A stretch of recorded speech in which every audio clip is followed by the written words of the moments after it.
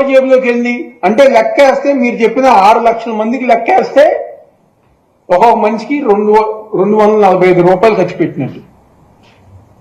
అంటే మనం 5 star hotel నుంచి భోజనం తీసుకొచ్చాం వాళ్ళకి. ఆ 368 కోట్లు అవినీతి. అదేవిధంగా మంచినీటికి 26 కోట్లు. చాలా ఆశ్చర్యకరమైన విషయం ఏంటంటే కొవ్వొత్తులకి అదేవిధంగా అగ్గిపెట్టులకి 23 కోట్లు ఖర్చు పెట్టారు.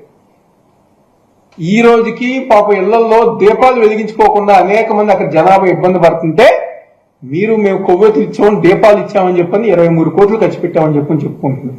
అదేవిధంగా శానిటేషన్ కి 51 కోట్లు ఖర్చు పెట్టామంటున్నారు. రాష్ట్రం నుంచి అనేక మంది శానిటేషన్ వర్కర్స్ రప్పించారు. వాళ్ళకి సరైన భోజనం పట్ల, వాళ్ళకి సరైన అకామిడేషన్ ఇవ్వాల.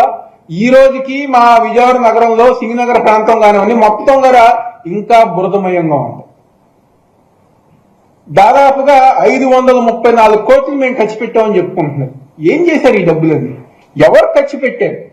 ఒక పక్క ప్రజానికమేమో ఈ రోజు దగ్గర అనేక ఇబ్బందులు పడుతూ మాకు న్యాయం జరగలేదు, మాకు న్యాయం చెయ్యండి అని చెప్పని రోజు ప్రతి ఒక్కరి గారు బతులాడుకుంటుంటే వాళ్ళ కష్టాలు చూడకుండా, వాళ్ళ బాధలు చూడకుండా ఈ రోజు మీ మీడియా సమావేశాల్లో లేకపోతే మీ మీడియా ద్వారా అబద్ధాలు చెప్తూ డబ్బులు ఇవ్వకుండానే డబ్బులు ఇచ్చేసామని చెప్పని అబద్ధపు ప్రచారాలు చేస్తూ వాళ్ళ కష్టాల్ని వాళ్ళ